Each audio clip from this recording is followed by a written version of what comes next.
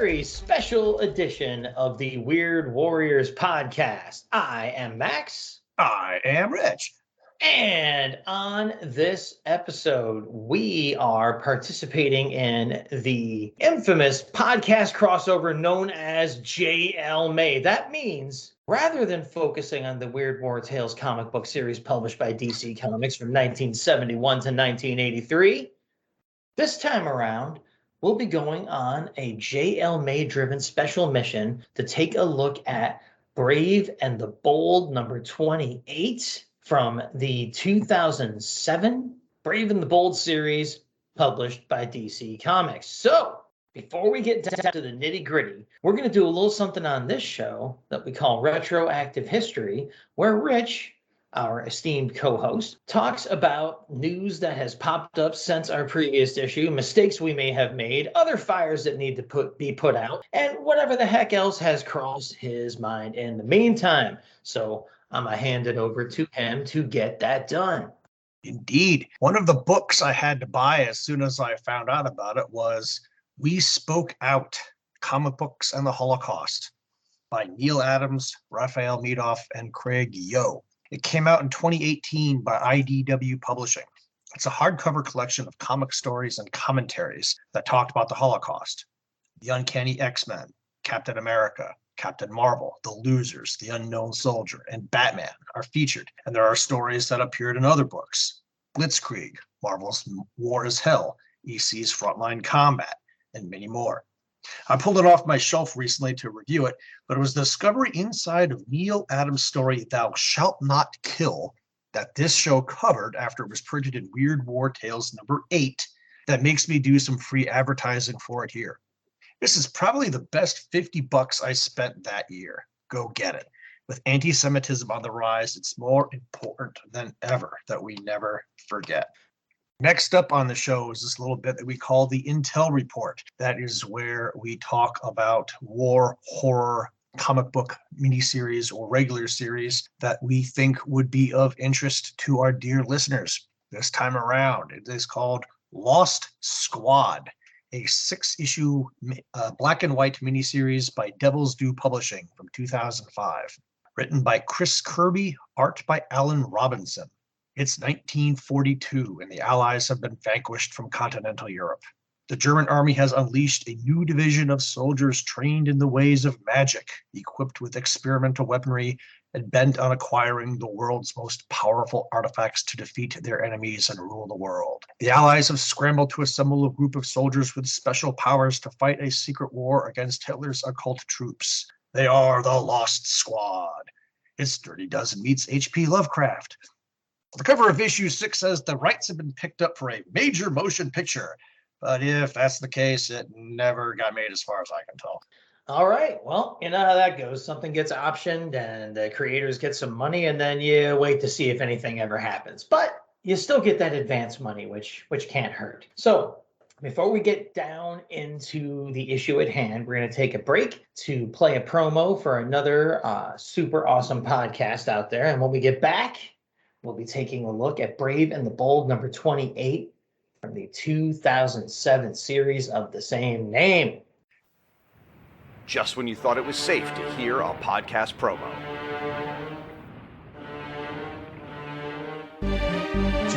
JLMay, do, Brave and Bold, do, comic books, do, JLMay. JLMay, do, Brave and the Bold, do, comic books, do, JLMay. JLMay, do, Brave and the Bold, do, comic books, do, JLMay. JLMay, do, Brave and Bold, do, comic books, do, JLMay. The annual podcast crossover event celebrating the Justice League is back. And we're covering the 2007 Brave and the Bold series that started with Mark Waid and George freaking Perez and ended with J. Michael Straczynski. Throughout the month of May, participating podcasts will release special episodes on issues in the run. It all kicks off in the Overlooked Dark Knight podcast. Follow the event on social media using the hashtag JLMay2023. Coming this May. JLMay, do, Brave and the Bold, do, comic books, do, Mephisto, hey! That it? Is that what you want? Things I do for this show.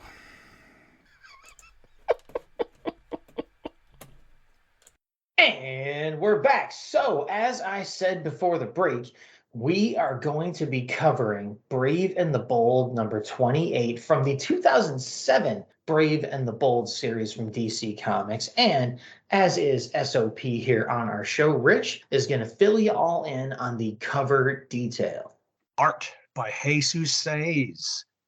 Price $2.99. The Brave and the Bold title is white on a red banner along the top of the cover, with the logos for Blackhawk and The Flash directly under it. Lightning crackling, the Flash runs directly toward the viewer with the Blackhawk logo right behind him. 6 Blackhawk fighter aircraft fly in formation overhead, trailing smoke. Cover date, December 2009. Date of release, October 21st, 2009. Okay, comments and commendations on this issue's cover. I'll start it off and say that the sentiments I express here will very closely echo the comments I have about the interior art moving forward. Jesus Saez is a talented artist. His drawings are great and his style is clean. However, in this case, to me, it is also sparse and boring. It's almost antiseptic, really. The cover simply exists. The elements are all there, but they have nowhere near the impact they're supposed to. This is the fastest man alive racing a squadron of experimental aircraft. We should be having our hair blown back by this. And yet, it all just kind of sits there against a virtually empty background. Again, all of it is well drawn. It's the soul of it that feels empty to me. I have no idea why I picked this issue up. I don't collect either title, and the cover really isn't all that eye-catching, to piggyback on what Max said. Hell, I could count the total amount of issues I've bought in my life by both titles on the fingers of one hand. But you know what? Whatever made me do it, I'm glad, because once I skimmed through it, I had to have it. We'll get into why later. Slight spoiler, the Blackhawks are ground-bound in this issue and never fly. So we don't see those XF-5F sky rockets in action. It was a real aircraft built by Grumman, but only one was ever built. And although a very capable design, securing spare parts and other factors compounded the difficulties in maintaining a twin-engine fighter on an aircraft carrier in that era. So the Navy went with the Grumman F4F Wildcat instead. Photo in the episode album on our Facebook page. Okay, with our opinions about the cover out of the way, we're going to jump into the story at hand. It is called Firing Line. It's 22 pages long. Script is by J. Michael Straczynski, yes, of Babylon 5 fame, and art by the aforementioned Jesus Saez. Synopsis for the story goes like this. Spring. The Flash stands in the middle of a grassy field in the Ardennes, Belgium, talking with Dr. Garton, who I don't know if we ever hear from again. The doctor has set up a multi-spectrum laser with the capacity to vary its own speed, allowing it to change the speed of light by altering its vibrational properties and allowing them to better understand the properties of light in the process. A long run is needed to monitor the light as the properties change. So, the Flash is handed a monitor and is instructed to run alongside the beam as close to light speed as possible. What could go wrong, right? Well, when the test begins, the Flash does as the doctor instructed, but the changing frequency of the laser interacts with his own vibrational frequency. The monitor shorts out, and the Flash is pulled into the beam's field before he can get clear. There's an explosion, and the Flash screams in agony and passes out. When he awakens, he's surprised to find himself lying in a snowy wood. Getting to his feet, his right leg buckles and he goes down. Handy. It's broken in 2 places. Great. So much for running out of wherever he was. The Flash limps over to the glowing blue and white rift that had brought him here, which is hovering in midair behind him. The only way he can go back that way is if he goes into the rift at the same speed he'd come out, which wasn't going to happen for a while. See, broken leg problem. He'd obviously traveled some distance in time, but forward or back? Climbing a hill to get his bearings, Flash is not ready for the sight that greets him. Two Stuka dive bombers fly over a column of German infantry, passing a flipped and burning American truck. It's the Battle of the Bulge, World War II. This is not good. One of the Germans sees the Flash and opens fire. Flash hides behind a tree as bullets start to tear through it. Running on snow and ice with a damaged leg is out of the question, but there are other ways to escape. Dropping to his knees, he uses his super speed with one arm to create his own snowstorm and uses the concealment to slip away. But his foot slips in the snow and he tumbles down to the bottom of the hill. Collecting himself, the Flash is surprised to see an M1 rifle aimed at his head. "Sprechen Sie English?" A man wearing the uniform of the Blackhawks squadron asks from behind the rifle. "It's okay, I'm an American," the Flash replies. "Yeah, right. Every U.S. soldier got that uniform. Whichever side you're on, wearing red in winter is nature's way of saying, look, I'm a target. Name, rank, serial number." "I can't tell you my name, and I'm not a soldier, I'm a civilian." "Uh-huh. So you're supposed to be one of those costumes from back home, is that it? What do they call you?" "The Flash." "Sorry, pal. I've seen the Flash in action. He wears a silver helmet and blue pants. The Nazis need to do a little more research before they send someone out." But at that moment, two more Blackhawks emerged from the woods. "He's not one of them, Blackhawk," one of them said.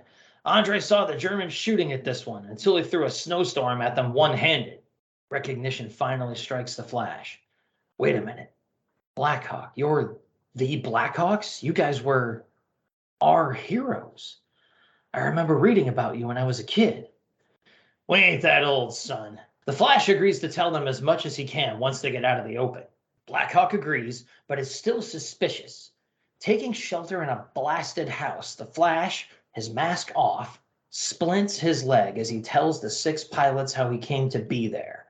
It's the tallest of tales, obviously, and Blackhawk himself still isn't buying it without a shred of proof to back it up. Seems fair. So he tests the Flash in a different way. "If what you say is true, then all this is already done. A lot of what's secret now should be in textbooks tomorrow. A few weeks ago, we helped smuggle some German scientists out to New Mexico to help consult on a top secret project for the military. I got the name, but no one else is supposed to have that name. Name it, and you live." Flash's answer is immediate. "The Manhattan Project. Do you know what it is?" "Yes, but let's not talk about it in front of the children," he replied, gesturing to the other pilots. "So let me ask you something," the Flash counters. "What are you doing here, on the ground?" Blackhawk tells the Flash that they've been flying missions for months without a break. So Allied command decided to give them a rest before the big push to Berlin. The Ardennes was firmly under Allied control, the safest place in Europe. So the 6 of them were sent back there in a half-track. They were ambushed by German infantry. So much for the safest place in Europe. The driver was killed and the half-track lost control and flipped onto its side. The Blackhawks fought their way clear of the ambush, but behind enemy lines, with no communication. They didn't know where to go to be useful. "Then maybe I can be of some help," the Flash offered. "I read there's a town that we had to hold to keep the Germans from getting behind our troops. If this town fell, the whole future of the war could change." But before this line of conversation could be furthered, a group of Germans crest a nearby knoll and head towards their hiding place. The Blackhawks spread out in the building and prepare to engage the enemy. One of the pilots, Andre, hands the Flash a .45. "We're going to need all the help we can get, so put this to good use." The Flash is mortified. "But this isn't what I..." "Here they come!" someone shouts as the Germans attack. The Blackhawks return fire, but the Germans continue to advance. Looking at the pistol in his hand, the Flash's gaze falls on a pile of bricks, and he picks one up. Outside, the Germans are bewildered to see a cloud of bricks arcing through the sky and heading for them. The avalanche stops the German attack dead in its tracks, knocking out or stunning them all. Blackhawk grabs the Flash and slams him against a wall. What the hell was that about? You think this is a game or something? We're in the middle of a war. We kill them or they kill us. The Flash protests. Killing isn't what I do. When I put on this uniform, I made a vow not to kill. You're an American in the middle of a war, and if you don't pick up a gun and fight, you're a coward and an impediment to the war effort, and I'll shoot you myself. The other Blackhawks agree. When we put our uniforms on, we made a vow to kill as many as we had to end the war. So figure it out fast, friend. Meanwhile, what was this town you were talking about? It was called Bastogne. Soon, the 7 men leave their shelter and head for Bastogne. The Flash is limping along and supported by a walking stick, mentally wrestling with his dilemma. Killing goes against everything he believes in. No sane man wants to kill. When is it right to kill? What makes it right? Coming across the burned-out truck the Flash had first seen when he arrived in 1944, Blackhawk calls a halt. There are 2 dead Americans lying in the wreckage and supplies scattered all around. The Flash gazes on the scene and makes his decision. As the Blackhawks watch, the Flash digs through the supplies and puts on an American uniform. The Flash can't kill, but Barry Allen, American, can do those things in the uniform of his country, which is at war. The days blur into weeks. Allen and the Blackhawks make it to Bastogne before it's encircled and help defend the town against repeated German assaults. Even when the Blackhawks have a chance to escape and get their planes, they stay on the ground and fight. When the siege is finally broken and the Germans retreat, Allen and the Blackhawks pursue with the rest of the American forces. Allen manages to evade detection for most of the fighting. But once generals start asking questions, he and Blackhawk make their way back to where it all started, that glowing blue rift in the Belgian woods. Allen's leg had healed enough to make the attempt to get back home. And Blackhawk has a question. If you know who we are and what's going on now, then you know what happened, what's going to happen. And his voice trails off to a whisper. Do we win? Was all this worth it? Do we win? Yeah, we win, Allen replies. But there are still men and women out there dying every day. There have been more wars, more fighting, more death. But the country is still the country. It has its flaws and it isn't always right, but it's intact. Guess that's all that matters. Allen pulls his Flash uniform out of his rucksack and changes. Go with God, son, Blackhawk says as the Flash starts to run, building up speed and throwing himself into the rift. He's thrown back out on the springtime field where he started. Dr. Garton comes running up and is shocked at the Flash's haggard appearance. A mere second in time here had been weeks on the other side. Extraordinary, the doctor exclaims as he runs off to get his journal. The Flash walks around a row of hedges and gazes at a field of a different sort. A field of honor, rows of white crosses and stars of David lined in perfect symmetry. Extraordinary? No. What I do, what I've done isn't extraordinary. They were the extraordinary ones. And next up, we have this little bit we call Killjoy was here, acknowledging that as part of this podcast crossover, we probably have a lot of first-time listeners, so we'll give you this bit's backstory. Most of us have heard the expression Kilroy was here, a piece of World War II graffiti that was scrawled all over the world by U.S. servicemen. It's even hidden on the National World War II Memorial in D.C. A killjoy is a rather dated reference for someone that spoils everyone else's fun. Combine the two, and we have Killjoy was here, where we nitpick the things in the comic the creative team got wrong and ruining your 5 minutes of escapism. You're welcome. So, to continue, a fighter squadron gets sent to a quiet section of the front to relax? What, London and Paris were off limits? Whatever, plot device.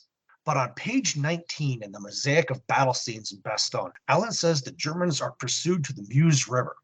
The Meuse is to the west of Bastogne, away from Germany. In fact, the Meuse is only as far as the leading German elements got during the Bulge, which was only about halfway to their ultimate objective of Antwerp.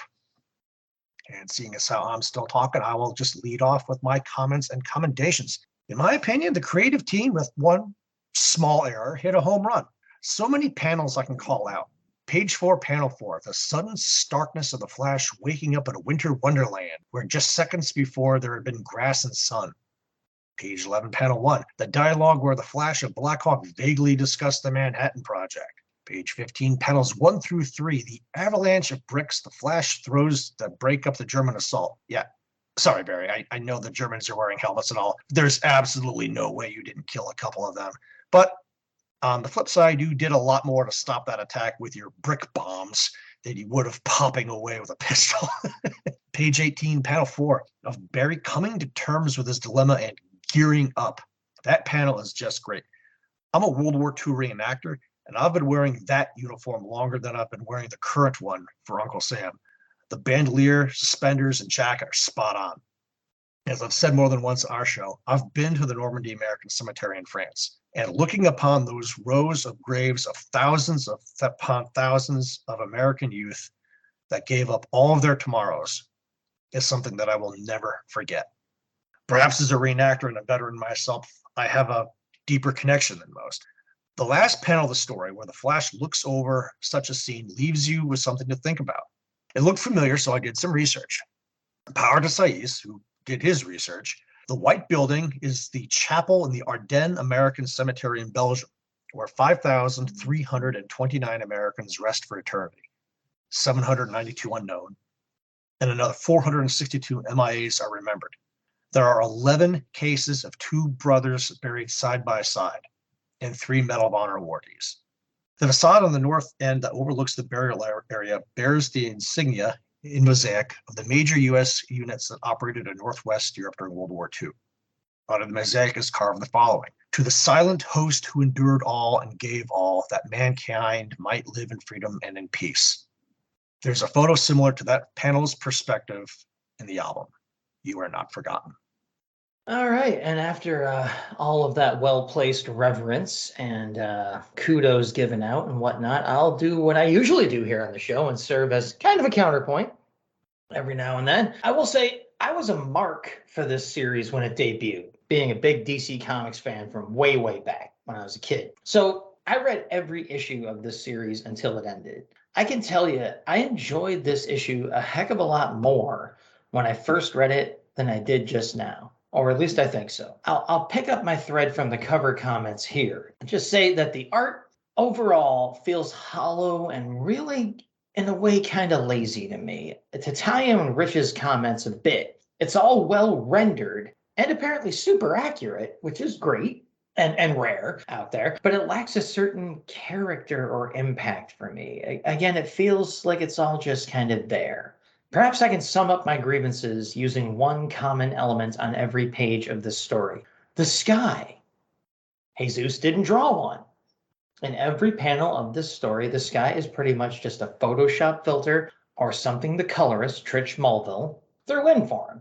It makes everything look and feel like a test run, rather than a finished product. A lot of the panels don't even have a real background either. And when they do, they all feel kind of sterile. Even the Flash's speed tricks, which should be amazing, which what few of them he gets to use here, feel dull. The snowstorm he starts with one hand to run from the Germans early on looks like nothing of the sort.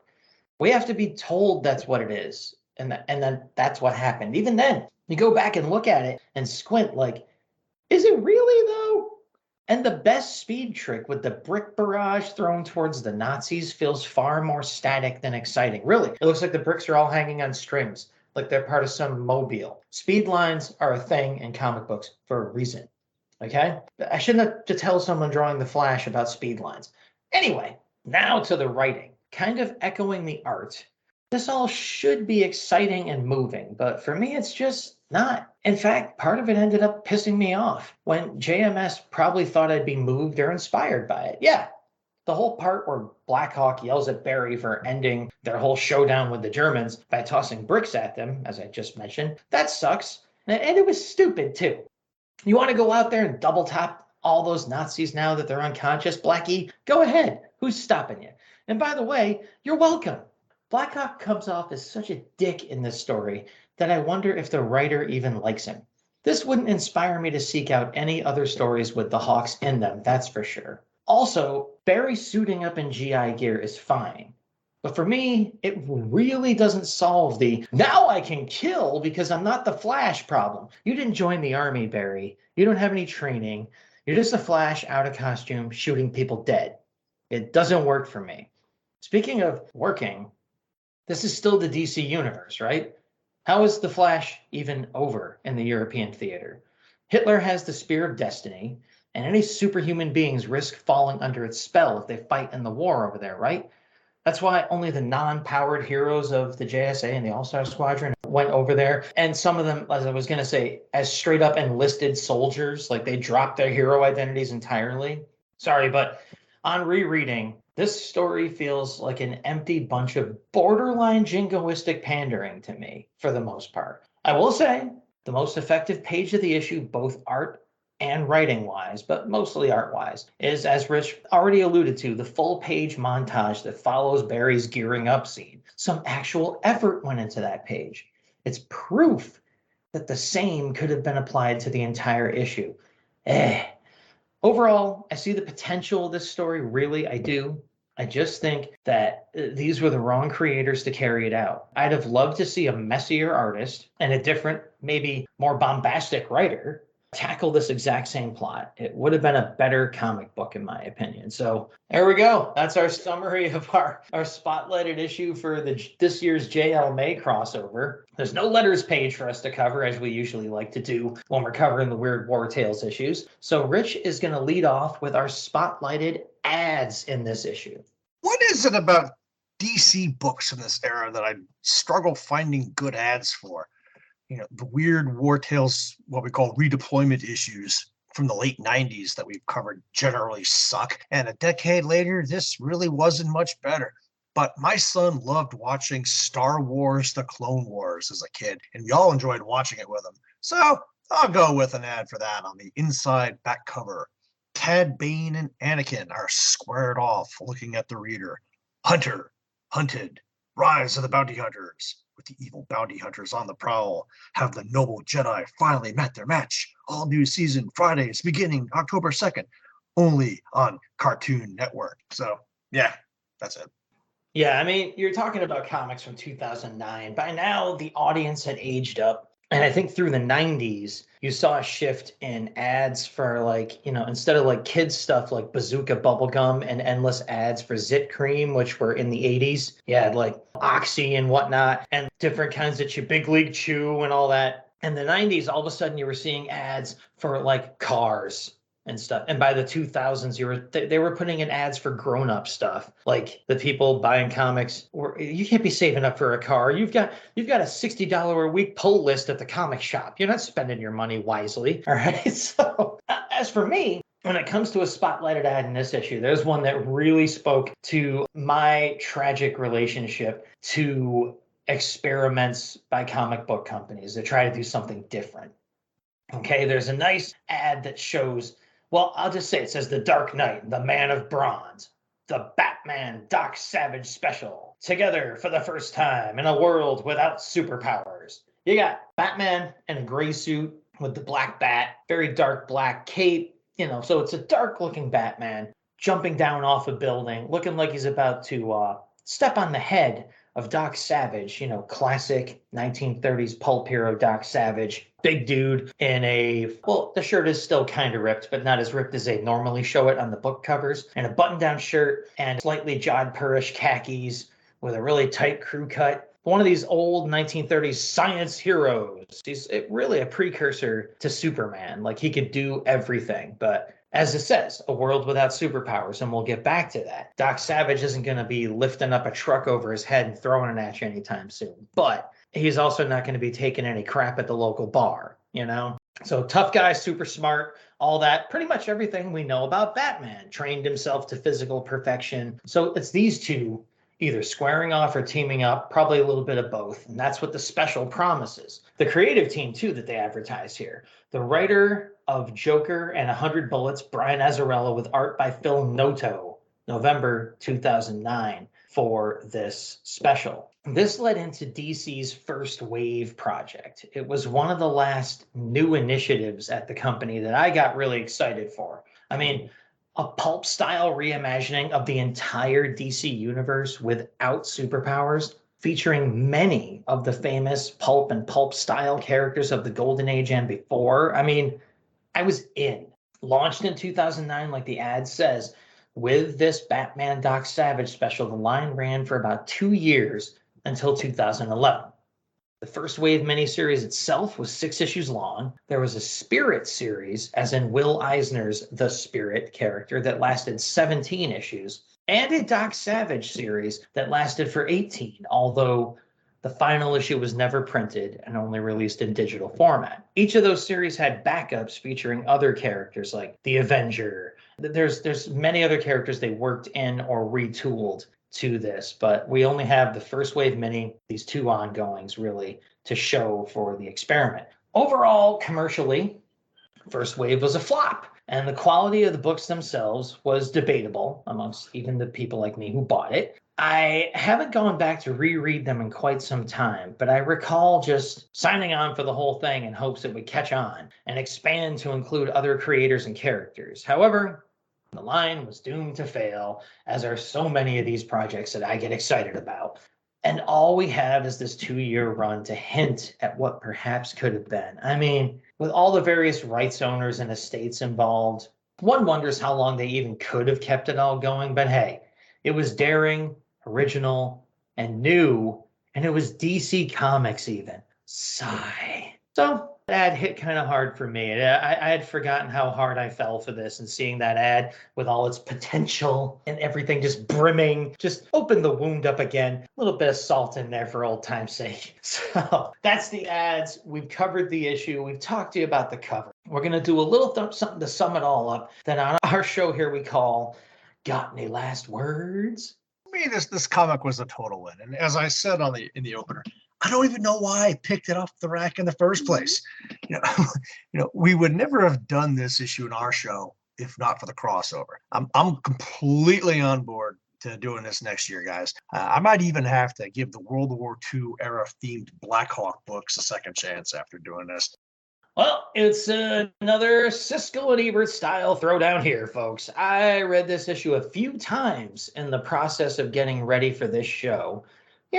It's special. We're crossing over. We're having company over. And each time I liked it less. I'm going to go back and reread every issue of this series on the DCU Infinite app because I have a membership there. I'm a DC fan. I'm trying to be anyway, just to see if I really did enjoy all of those other issues as much as I think I did. So there we go. And with the issue at hand out of the way, we're going to move on to a section of the show we call the Dead Letter Office, where we check in on all these social interactions we have with our valued listeners. And this edition of the Dead Letter Office is focusing on episode 43 of our show, where we covered Weird War Tales number 36, which was a giant-sized anniversary issue of the series. Over on Facebook, we had some people stop by to say hey, those people being Daniel Rapoli, Tim DeForest of the Comics Radio blogspot.com site, Luke Giaconetti of the Earth Destruction Directive podcast, Herschel Mimis, Brian Cottrell, new and big friend of the show, Dave Marchand, and David Steele of the Earth 2 podcast. Over on Twitter, where we can be found at Weird War Pod once again, David Steele and Luke Giaconetti stopped by there too, and they both retweeted our announcement about the new episode, which was pretty nice of them. Over on our Gmail account, which is weirdwarriorspodcast@gmail.com, we got a couple of letters, one from our good buddy Jason Zeller, who is the sole owner and founder of the Jason Zeller Binge Listener Award, which means he sat down early on in the show and listened to a whole string of our episodes at once to catch up. And it's a feat that no one has since reported mimicking or copying. So he's the only one who's got it, folks. Let us know. How many episodes have you listened to in a row, as in one a day, whatever, and a string? And maybe you can get a copy of that same award, which exists only in your mind. All right. So Jason wrote in, and he actually wrote in about 2 of our episodes, where we covered GI Sweethearts number 45, which is our special Valentine's Day episode, and Weird War Tales number 36. And since we're doing a crossover here, I will read out the full email covering both topics. Jason says, I really enjoyed this Valentine's Day themed episode. You guys really knocked it out of the park. See why we like Jason? The music at the beginning and your voices really set the stage that this was going to be a romantic themed episode. When I was much younger, I remember looking for war books, mainly Sergeant Rock, Weird War Tales, Unknown Soldier, and The Losers, and long boxes, and would occasionally flip past one of these romance books. I would see the uniform and think, yes, another war book. And that would quickly change to, oh no, I don't want that romance stuff. It is so cool to note that at one point in time, however, there was a huge market for these romance books, as there used to be for war books, funny books, horror books, and westerns. Basically, there was something for everyone on the comic rack. Oh, the glory days of comics, which is usually the time anyone was 10 to 14 years old. But okay. Great job on the episode and covering the 3 stories inside. I'm glad Lou Bender got his at the end of the 3rd story and that everyone in each story lived happily ever after. Well, it's a romance comic, it's not a gothic romance comic. Those are different endings. Keep up the great work with these side episodes as they are pretty fun. I would not mind an annual Valentine's Day episode if you guys feel so inclined. And many people said the same thing. About WWT 36, Jason said, I was so excited for this giant-sized issue. It was a little disappointing to realize there were several reprints from previous Weird War Tales, but it wasn't the worst thing. Decent enough cover, and it was great to have Kubert back on cover detail. Escape was a cool story. Made me wonder, where did all the other people's spirit and astral forms go when his astral form took over? At least Talbot died for his fellow soldiers. The Moon is the Murderer was a classic. I enjoyed as much now as when I first read it. 13th Man was just a Twilight Zone episode rehash of Season 4, Episode 2, 30 Fathom Grave, almost exactly. This seems to be a classic WWT trope of a survivor getting called back or killed in the same place where he was supposed to die, like one cannot accept fate. And I'll note for newcomers here that Jason is one of the people who is always good at calling out when a Weird War Tales writer has stolen a Twilight Zone plot, which is often. Jason goes on to give kudos to The Pool, another great reprint of a classic tale of humankind since our beginnings to the present day show us always finding a reason for war. Have we really changed for the better, or are we any different from 12,000 years ago? I think we all know the answer. I was thrilled to see the full-page Claw the Unconquered ad. Thank you for pointing this out and highlighting this series, Max. Haha, I couldn't help myself. I know this was ripped straight from Conan. Well, yeah, okay, fine. But I love this series.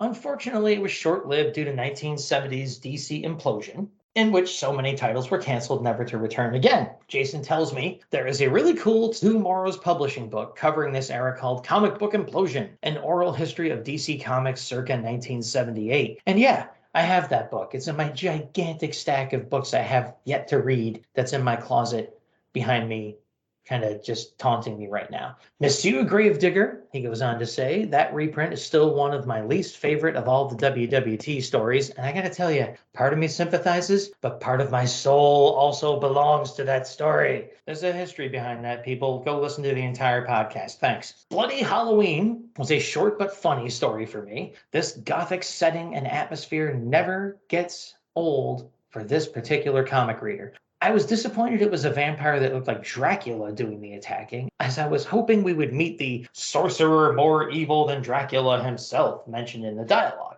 Having a 2-page letter column was nice, and I really enjoyed the insightful origin of Weird War Tales from the legendary Joe Orlando himself. That was an anniversary issue. I had to have something special in there. And day after Doomsday, I was thinking how corny the story would be, but they had me laughing out loud as Adam and Gertrude instead of Adam and Eve were left to repopulate the earth. A lot of people like that joke. I wasn't one of them. So Jason says, Colonel Clown Isn't Laughing Anymore is another classic WWT story of justified supernatural revenge from beyond the grave.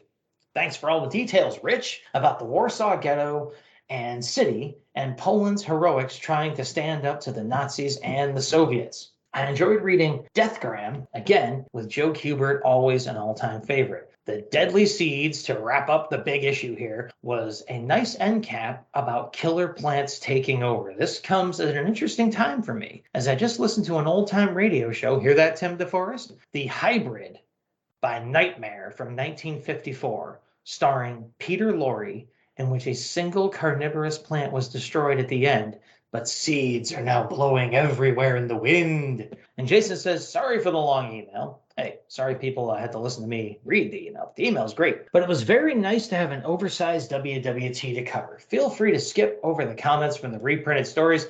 Now you tell me. All right. So Rich, after all that wind out of me, is going to read a letter from someone who hasn't written all that often, and I was very happy to hear from. We have a missive from Luke Giaconetti talking about our next 5 issue for the podcast. Weird Warriors. Hey guys, wanted to drop you an email about your recent episode covering the Next 5 DC War Comics series. I became a fan of DC War Comics around 2007, thanks to the publication of Showcase Presents, The War That Time Forgot. I was not a lifelong reader of war comics like Rich or my friend Kirk Spencer, and did not have the background with which titles were more important or historical than others. I had read a few war books before that. As a kid, my brother had GI Combat 195 with The Haunted Tank and The War That Time Forgot. And I knew some of the very long-running features, namely Sergeant Rock and Haunted Tank and Sergeant Fury over at Marvel. But that volume, coupled with my burgeoning interest in the history of DC Comics, is what led me to start reading their war titles, along with other genre books not relevant here. In any event, what I soon found was that DC had a width and depth of war comics which other major publishers could not touch. As I've said before, I'm in full agreement there. Yes, Marvel had a very well-known and beloved title in Sergeant Fury, and Charlton had sheer volume, if not similar quality. Hardest width was these next 5 titles, which you discuss here. The first war series I collected was Weird War Tales, as the crossover aspect of which immediately and continues to fascinate me. I was absolutely intrigued when I discovered Blitzkrieg, a series of which I still have not seen a single issue in person. My appreciation of naval stories made me interested in Captain Storm, and I snapped up that Showcase Presents Men of War volume when I learned about Gravedigger. The best next 5 story I have involves the last book you covered, All Out War. Again, without much background, and at the time, no network of other war comics fans. At this point, I was the only war comics reader I knew. I stumbled upon All Out War 3 at my local comic shop. Shout out to Borderlands in Greenville, South Carolina, during their creatively named Big Annual Sale. Given that I had just recently become essentially obsessed with war comics, I would have bought this issue no matter what. But in a 3 for $1 bin? How could I pass it up? Viking Commando has to be the craziest DC war lead strip in their long history. But I'd be lying if I said I didn't love it. That comic was also my introduction to DC's Dollar Comics, by which I have gone on to fill in a fair amount of the Dollar Comics war titles in the interim. There is something quite special about those thick comics, whereas it seems there is always one more story waiting to be read. As an aside, given Rich's history minute about PT boats, there is even a PT boat story in an early War That Time Forgot strip, Star Spangled War Stories 97, cover dated July 1961. It's pretty much what you might expect, a PT boat rolling down river on Dinosaur Island, battling an endless parade of prehistoric titans. In other words, awesome. Thanks for the entertaining podcasts, and let's all make war no more. And moving right along to the results of a fan-based voting poll that we put out for our listeners. As we said before, we have an intel report where we talk about comic book series that are out there that have like-themed war/horror stories that we think our dear listeners would be interested in just finding out about. We recently decided that the fans should have, a certain say in our programming, and we put it to our listeners as to what intel report would they most like to have a special mission of us covering. We are proud to announce, ladies and gentlemen, that the 2007 Haunted Tank miniseries is the winner. It takes place in Operation Iraqi Freedom. General Jeb Stuart has a new tank to oversee with a new Guardian. But the trick is, his new Guardian is African American. And guess what? He doesn't like having a ghostly Confederate overlooking him. What's the worst that could happen? Tune in, folks. There's an episode coming. Yeah, very cool indeed. Very fitting that the Haunted Tank Vertigo edition did win that poll. But there was some fierce competition. I was surprised to see, some votes coming in from some of the other titles that we spotlighted there, because Rich has covered a wide range of books in the intel reports. Yes, all with certain common themes, but we go from everywhere from Archie to Avatar to all kinds. You just don't know what kind of publishers. Rich reads all this stuff, people. He's got them all in his house. And already, like I said, a wide spectrum was covered. So a lot of people have read a lot of these books out there. That's good to see. And I'm looking forward to talking about that miniseries because I haven't read it in years. Well, the other thing also is, moving forward, we're going to do this again next year, and we'll have all these upcoming intel reports to add to this list. And the ones that didn't win this time are still in the running. Haunted Tank is out, but He Who Fights with Monsters, Aerosmith, Sergeant Rock and the Army of the Dead, Guns of the Dragon, Sergeant Werewolf, 30 Days of Night, Red Snow, Light Brigade, et cetera, et cetera, et cetera. Come back next year, folks. Try again. Yeah, that sound you hear is me tiptoeing away, glad I'm not responsible for setting up the mechanics behind the polls. Rich, Although you were this time. I mean, I'll post the polls on Twitter and everything, but keeping track of who's eligible and you just give me the list, and I'll throw a bunch of polls in a thread and see how it goes. That's a year. We'll figure it out. So that, people, newcomers and valued pre-existing listeners, veterans of the Weird Warriors podcast, we welcome you all. We thank you all. That was our contribution to JLMay 2023. And I should tell you that depending on who's actually finished their episodes, because this can get a little chaotic, people. There's a lot of great shows involved, a lot of issues of this series. You either just came to this episode, if you're following the crossover, from Rolled Spine Podcast Network's coverage of issues 24 through 26 of this series, and or the Bat Pod's coverage of issue 27 of this series, to us, who covered issue 28. And from here, you will go on to perhaps issue 29, which will be covered by our good friend Billy D at the Magazines and Monsters podcast, and or issue 30, which will be covered on Shags from the Fire and Water podcast. Yes, that's Shags, Once Upon a Geek podcast. He'll be covering issue 30, as I said. So keep it rolling. There's only like 34 issues in this crossover. I mean, you got the time, right? Come on. It's JLMay. Get into it. All right, so that wraps up our issue for real, people. Before we leave, though, Rich is going to give you a little teaser in case you feel like sticking around after all this for what's coming up next on our regularly scheduled podcast. Weird War Tales number 40. 40, Max. You wouldn't have made it to issue 3 without me, and you know it. No lies detected. Ghosts, aliens, secret identities. If only it was all in the same story. Now that would be weird. It would, wouldn't it? And that's why we're here. So until next time, this has been the Weird Warriors podcast. This has been JLMay 2023. I have been Max. He's been Rich. We're the Batlin Bros. We are the Weird Warriors, and we promise to make war No more.